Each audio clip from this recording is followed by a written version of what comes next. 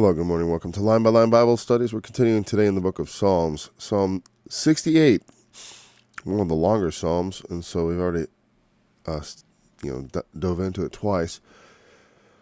And so we're going to begin again by reading the whole Psalm, just to keep everything in order and also have the overall feeling. A Psalm or Song of David. Let God arise. Let his enemies be scattered. Let them also that hate him flee before him. As smoke is driven away, so drive them away. As wax melteth before the fire, so let the wicked perish at the presence of God. But let the righteous be glad. Let them rejoice before God. Yea, let them exceedingly rejoice. Sing unto God, sing praises to his name. Extol him that rideth upon the heavens by his name, Yah, and rejoice before him. A father of the fatherless, a judge of the widows, is God in his holy habitation. God setteth the solitary in families. He bringeth out those which are bound with chains, but the rebellious dwell in a dry land. O God, when thou wentest forth before thy people, when thou didst march through the wilderness, Selah, the earth shook. The heavens also dropped at the presence of God. Even Sinai itself. I don't know why I keep saying Sinai. Because that's what it looks like it's spelled. Sinai? Okay, fine. No, I'm going to say Sinai. Sinai itself was moved at the presence of God, the God of Israel. I'll say Sinai, okay? That makes me... We're going to look that up when we get done reading here. Sorry for the interruption. Thou, O God, didst send a plentiful rain, whereby thou didst confirm thine inheritance when it was weary. Thy congregation hath dwelt therein. Thou, O God, hast prepared of thy goodness for the poor. The Lord gave the word. Great was the company of those that published it. The King of armies did flee apace. When she that tarried at home, divided the spoil. Kings of armies. All right. Probably should start at verse 12. Though ye have lined among and her feathers with yellow gold, when the Almighty scattered kings in it, it was white as snow in Salmon. The hill of God is as the hill of Bashan, as high hill as the hill of Bashan. Why leap ye, high hills? This is the hill which God desireth to dwell in. Yea, the Lord will dwell in it forever. The chariots of God are 20,000, even thousands of angels. The Lord is among them, as in Sinai, in the holy place. Thou hast ascended on high. Thou hast led captivity captive. Thou hast received gifts for men. Yea, for the rebellious also, that the Lord God might dwell among them. Blessed be the Lord, who daily loadeth us with benefit, even the God of our salvation. Selah.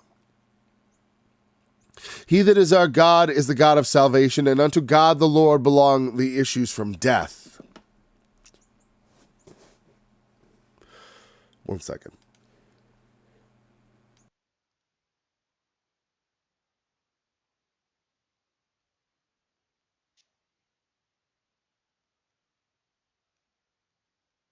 Oh, pardon me, I just had to sneeze.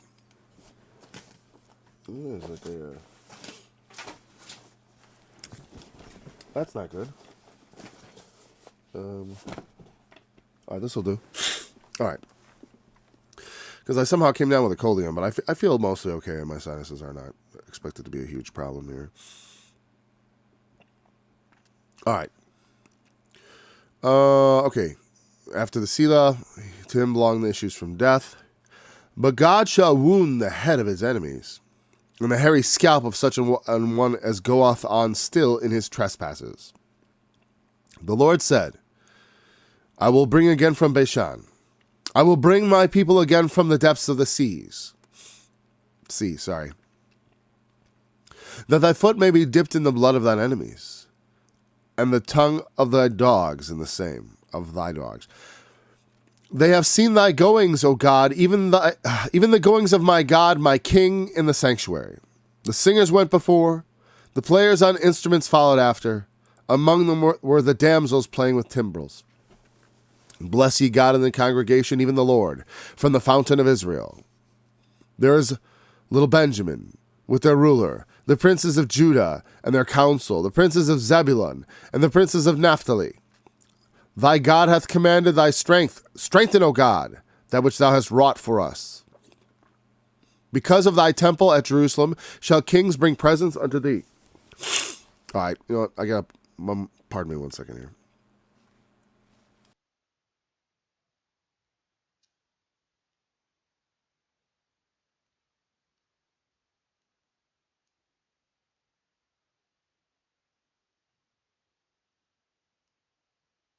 I'm sorry, thank you for your patience.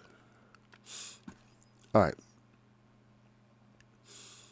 Rebuke the company of spearmen, the multitude of the bulls, with the calves of the people, till every one submit himself with pieces of silver. Scatter thou the people that delight in war. Princes shall come out of Egypt. Ethiopia shall soon stretch out her hands unto God. Sing unto God, ye kingdoms of the earth. Sing praises unto the Lord. Selah.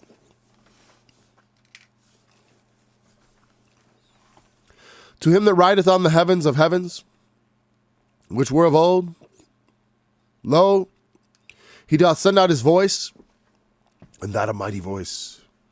Ascribe ye strength unto God. His excellency is over Israel, and his strength is in the clouds. O God, thou art terrible out of thy holy places. The God of Israel is he that giveth strength and power unto his people. Blessed be God to the chief musician upon Shoshanim. All right, hold on 1 second here.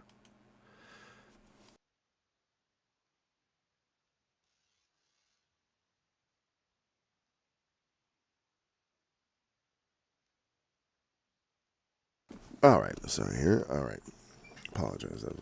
That was unrelated to sinuses, actually. It was actually because I had something stuck in my teeth. It was driving me nuts while I was trying to Sinai.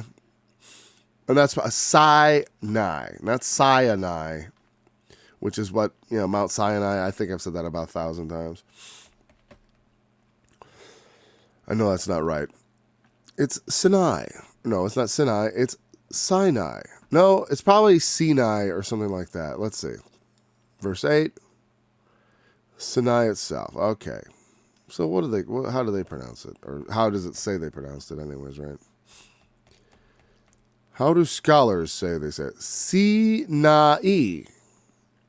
Sinai. Interesting. As I said, the I would probably be an E. If that's truly an I in Hebrew, then it's going to be a long E sound. It's actually a Y. There's 2 Y's. Sinai. Yeah, that's pretty much it. Sinai. I'm not going to say Sinai. I'll say Sinai. But now I've had my curiosity satisfied. All right. Back to the... let me get rid of that. It's still loading. All right. Well, that doesn't look right. All right. Verse 12. Kings of armies. I was curious, is that armies like Zaboeth, like hosts? I'm just curious. Armies is Saba. Army kings is Melech. Okay, nothing special there. Kings of armies. All right. All right, verse 13. Though ye have lined among the pots, yet shall ye be as the wings of a dove covered with silver and her feathers with yellow gold. All right. So I don't want. I was thinking about just going right to another translation because let's see. What do I? But then I'm like, okay, let's see what we can say about it before we run off to the NIV or something like that for an interpretation from our translators. Though ye have lined among the pots, yet shall you be lined among the pots. Well, I'm thinking that's kind of like, well, she that tarried at home divided the spoil. I don't know if that's some connection there, because that makes sense. like, you're the one who lays down, like, with the pots, like the scullery maid or whatever. I don't even know precisely what a scullery is. But I thought it had something to do with washing the dishes and stuff. And so, the cooking implements are not particularly glorious. They're very average, very, every home has instruments of cooking and things like that.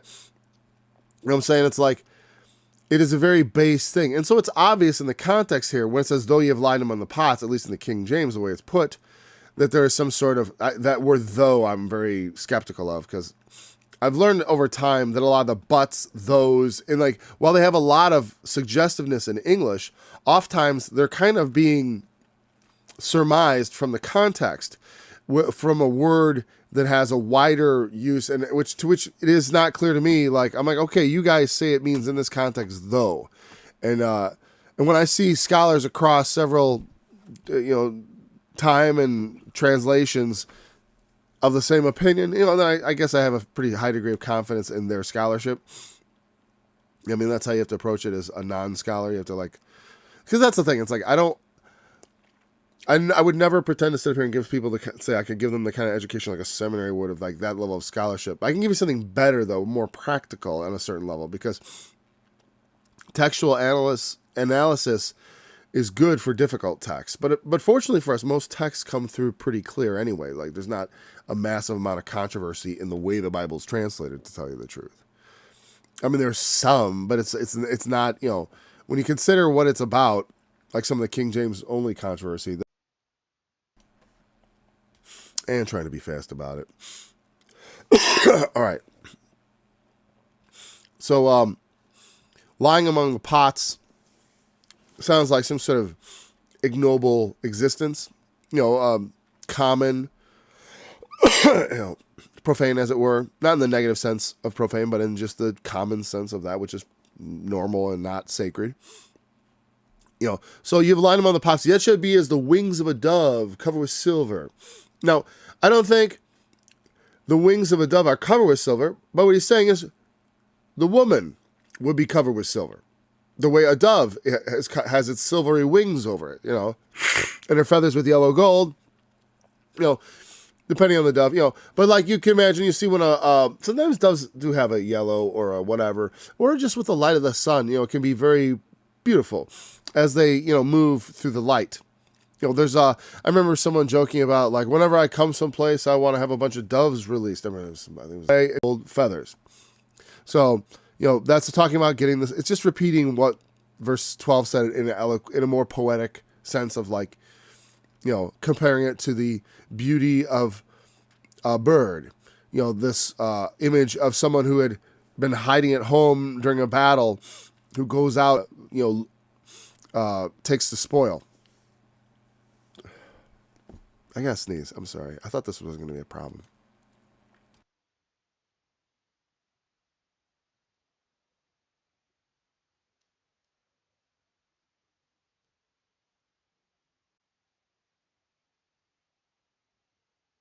Oh, I remember to turn this on, but I'm going to unmute it again real quick.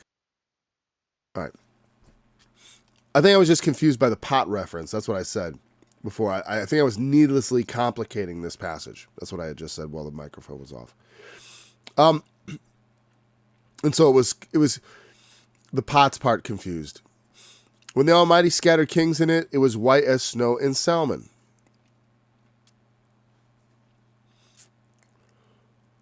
So does that mean when the Almighty scattered kings in Salmon, Salmon was white as snow? Or is he saying when he scattered kings in it? It's weird because it's like, this is a very, the psalm seems like it's all over the place, doesn't it? When we read it, I feel like it's like here, there. It says so many interesting things I want to talk about. But a lot of it, I'm like, it seems to be a bunch of, like, almost an anthology of remembrances of the things God has done, but sometimes just very small snapshots. It's a very interesting. It's a very prophetic psalm. It strikes me also. So when the Almighty scattered kings in it, it was white as snow in Salmon. No idea. And where is Salmon? I don't know where Salmon is. Salmon. That's one that does not immediately jump to mind. When it says Beishan, I've got a sense of that. 14. Salmon. It's the proper name of a place. Zalman, apparently. Should be a Z. Anyway, Salmo, near Shechem. Perhaps a snowscape mountain. Why do they say perhaps? Because it doesn't have a lot of talk about it. But it mentions snow and Salmon.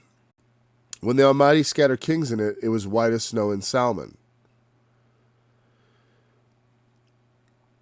And I think what he's saying is like, it makes sense, like that idea of when, like, God gave the word, great was the company of those that published it, or of the women, whatever. It's feminine probably in Hebrew. That's why the NIV is saying the women. And so they want to make sure you connect it to verse 12. So when the Almighty scattered kings in it, I think that's his word. You know? And when God says, I will scatter kings, then the kings are scattered. You know what I'm saying? It's like, you know, think of scattered in sense of scattered showers, scattered snow showers. And so when God prophesied the scattering of kings, well, look it's like snow in Salmon, man. The kings are scattered. I think that's what he's saying. Because this psalm definitely has this feeling of like David is talking in street Hebrew or something. You know what I mean? Like he's using, or not, I mean, not street Hebrew, but he's using a lot of poetic thought. So it's sometimes a little tough to stitch it together just right. You mean just right, so it doesn't feel like it is disjointed. So I think the NIV was helpful there. And I think it makes sense. When God, because the real thing is that because he says, and so it is. And we'll tackle verse 15 in 1 second. So like a Benadryl, I should have taken 2.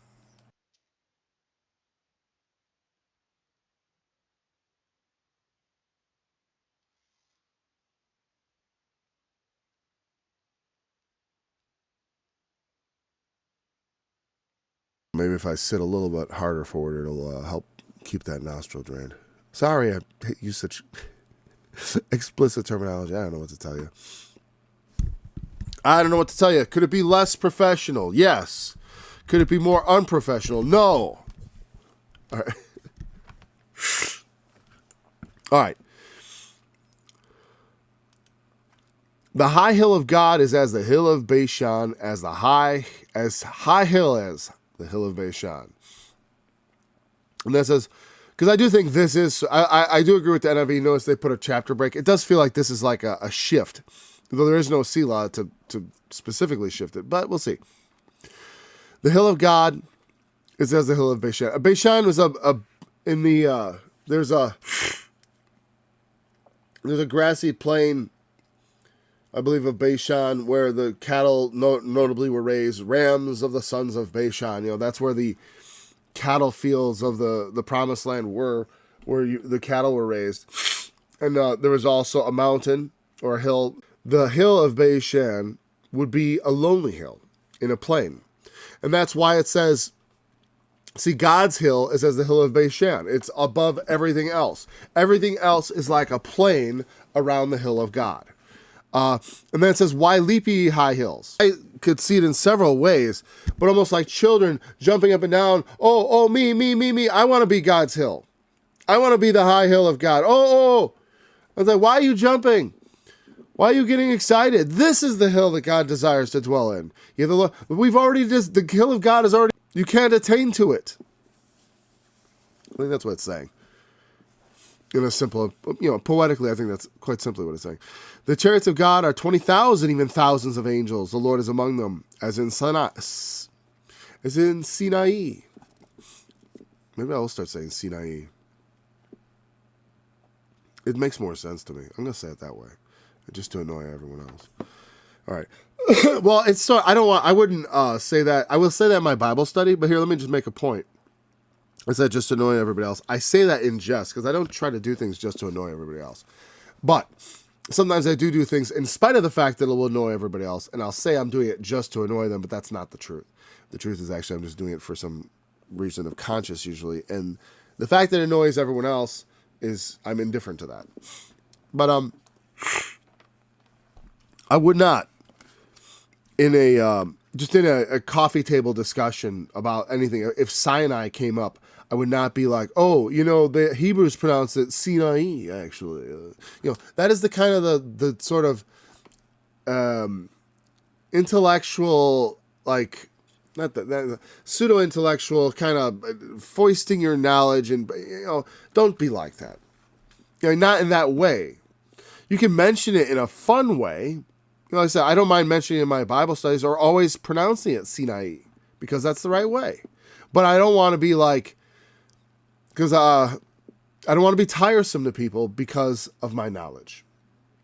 And if I know something that goes beyond normal human knowledge, not that this is a big deal, but it's like, but normal people don't know Sinai is how you pronounce Sinai, though they may have heard of Sinai, even if they're not, they may know that that's the mountain from which God gave the 10 Commandments and the law. I probably should have mentioned that. I don't know why I didn't mention that in the context of the study because that's important. But we're here now. Sinai.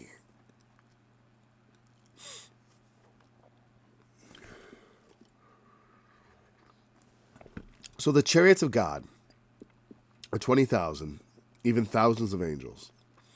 And the Lord is among them as in Sinai, the holy place.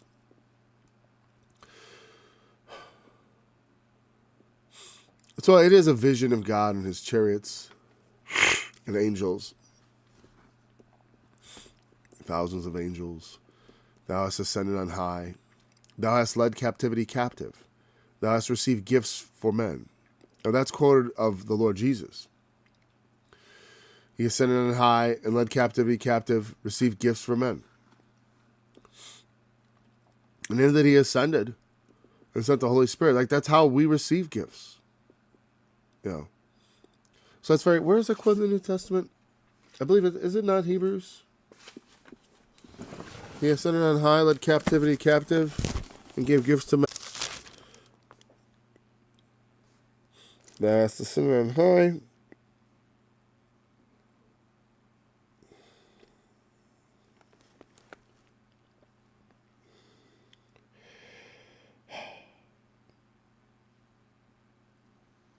I guess it's Ephesians 4:8. It wasn't Hebrews.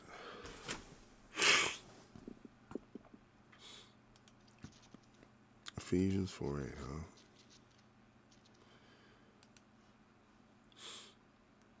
All right.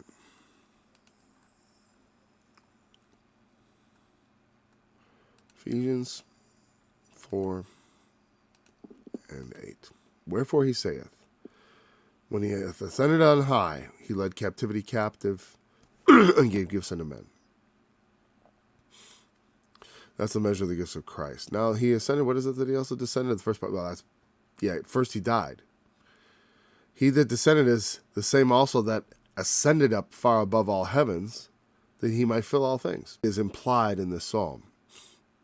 And also this, thou hast ascended on high, referring to the Lord, to God. He has ascended on high, led captivity captive. That means,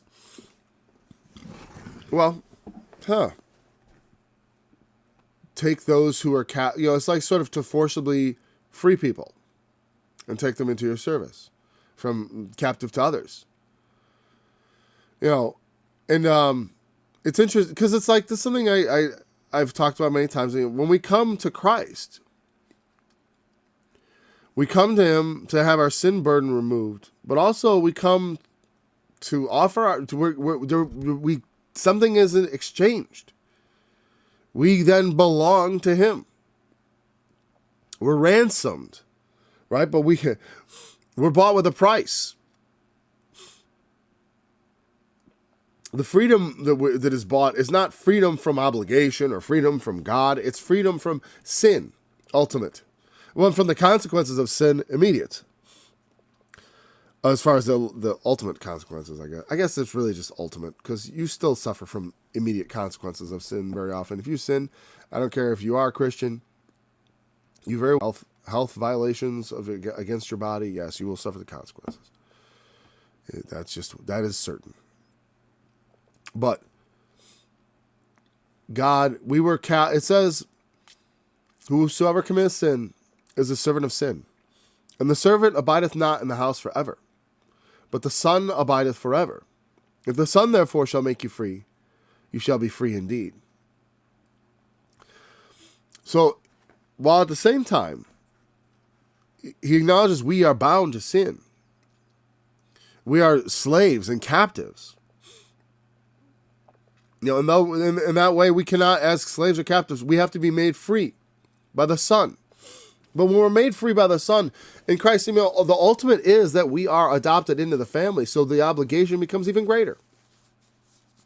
Because a son owes more to his family than a slave. You know what I mean? A son has a greater debt to his father than a slave does to any man. I mean, gosh, of course. We are brought into that service. We are adopted as sons. And the funny thing is, we don't, and sometimes we act as though we're not even servants, but still strangers. You know what I mean? Meaning that they don't enter into that intimacy with the Lord.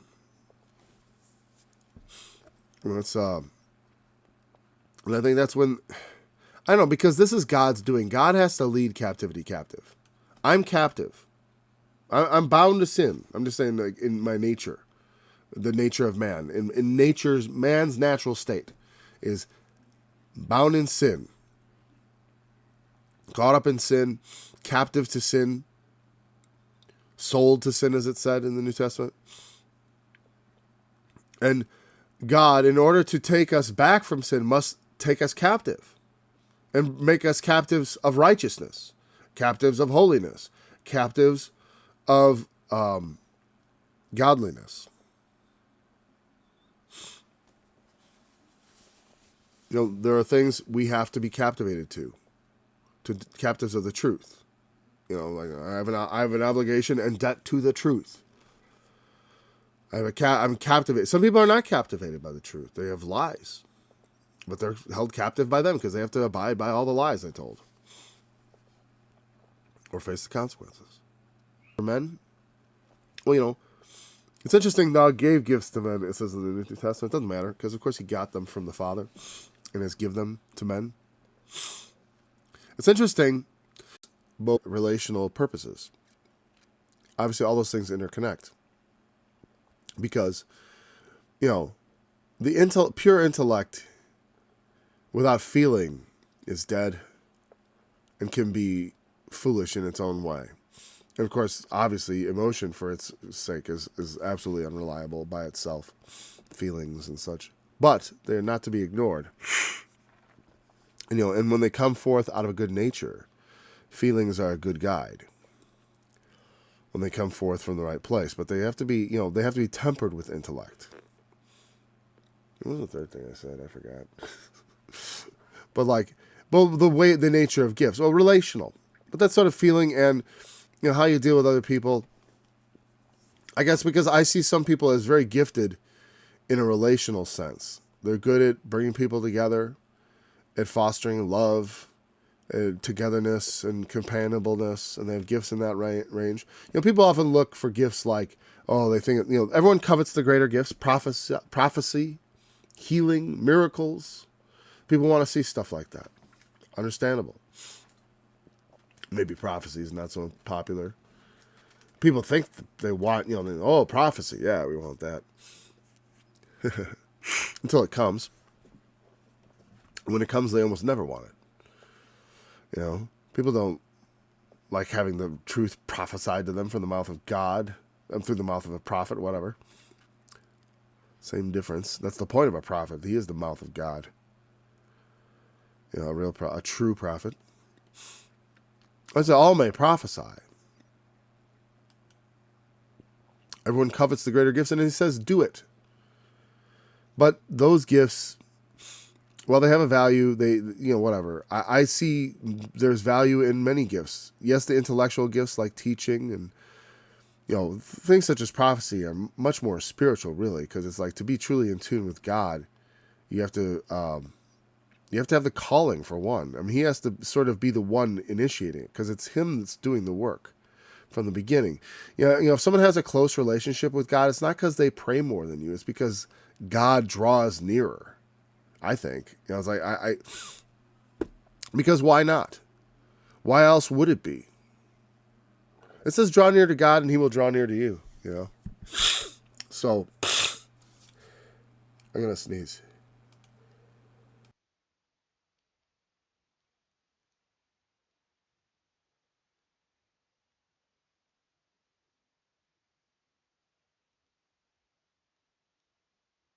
Sorry, but as I think about that, it's part of the contradiction, I guess, that I have in myself, and I think about it. It's like the fact that I know intellectually that God draws us to Him. And so in that sense, while He moves not, in a certain sense, but when we draw near Him, He draws near us. I'm like, but that's just is that just stating the obvious? The fact that when you move closer to someone, they're closer to you? I don't know. I do always think that ultimately the Lord is responsible for it. Like under everything, it's God's provocation. Because why else?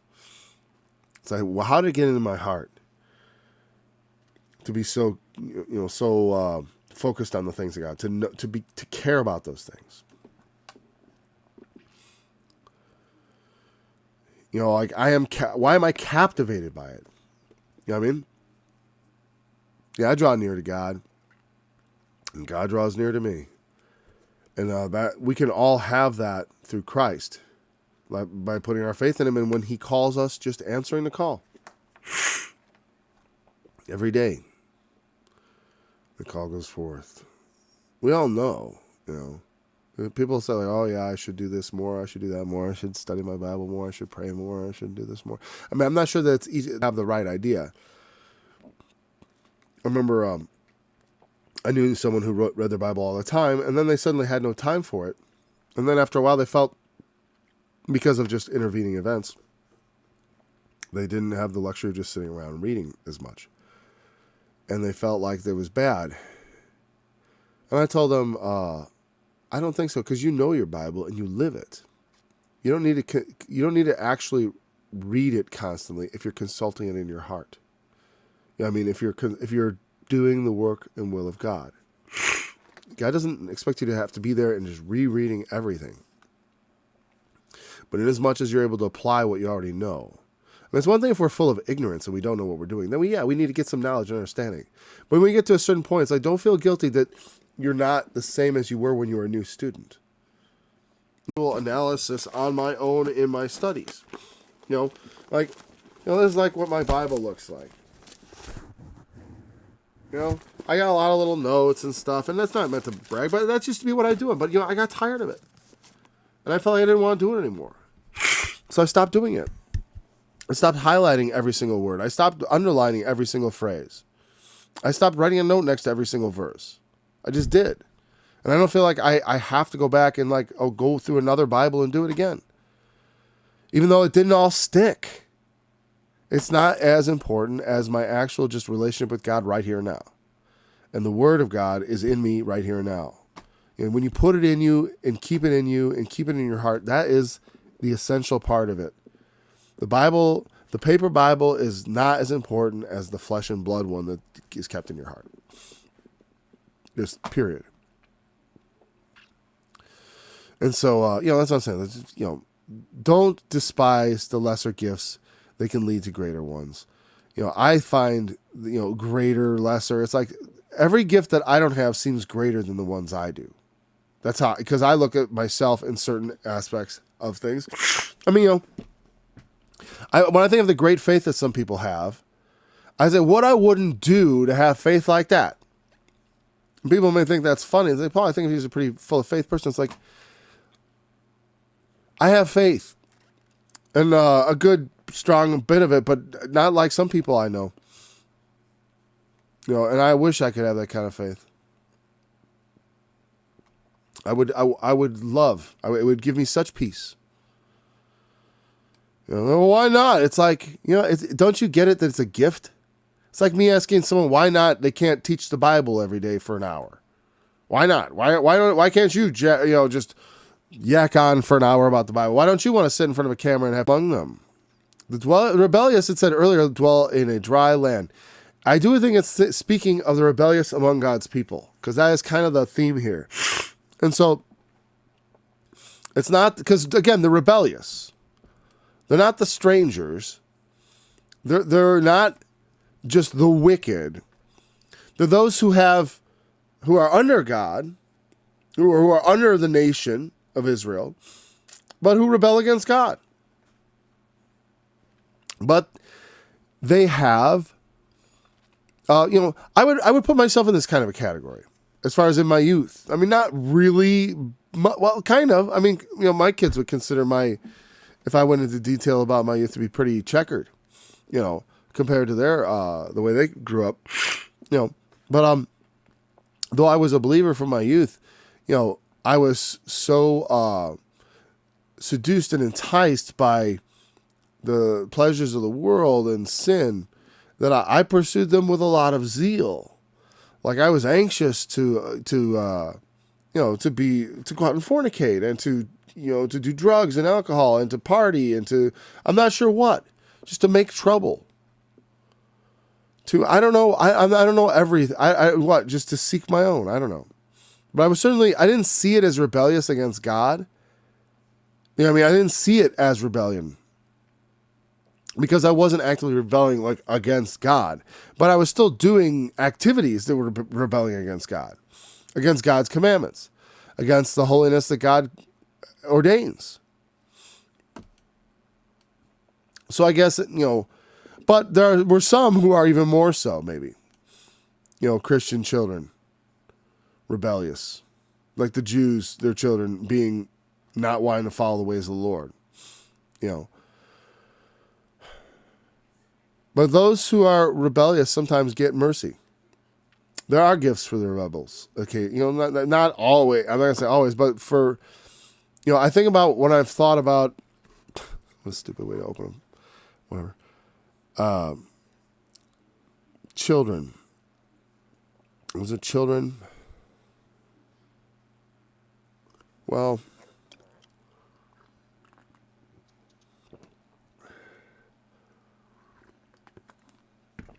No. Well, yeah. When children go astray. But also when it talks about in the New Testament, when Paul talks about the unbelieving spouse is sanctified by the believing spouse. Else your children would be defiled. There's this implied promise that through your faith, your children are sort of the inheritors of that. They have a sort of a natural, not exactly right, but they're sort of naturally included because they're raised in a home that is filled with God and God's Spirit. And they're instructed in the way of truth from their youth. So they are expected to continue in it. But of course, they don't always. Because parents are incompetent at times. They don't know how to raise kids right.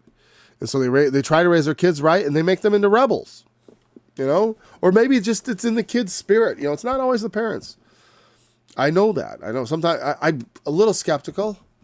You can't make perfect children, no. But, you can make perfect, I was trying to think of a negative word. Is it perfect errors or perfect messes? Make a perfect mess out of someone's life. You can make a perfect F up of your parenting. I mean, quote unquote perfect. Meaning you can screw everything up. It's unlikely to get everything right, but you can get everything wrong. But even if you get most things right, you can still get a few things wrong, and then having a child with a particularly rebellious nature, and then it's not your fault per se. Just often we're not equipped.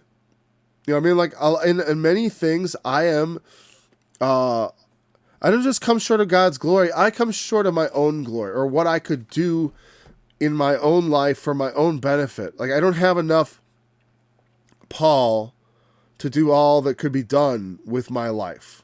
Or I don't know if I said that right.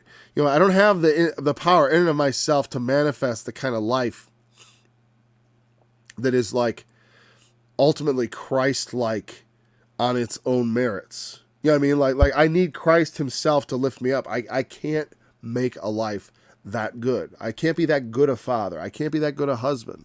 I can try.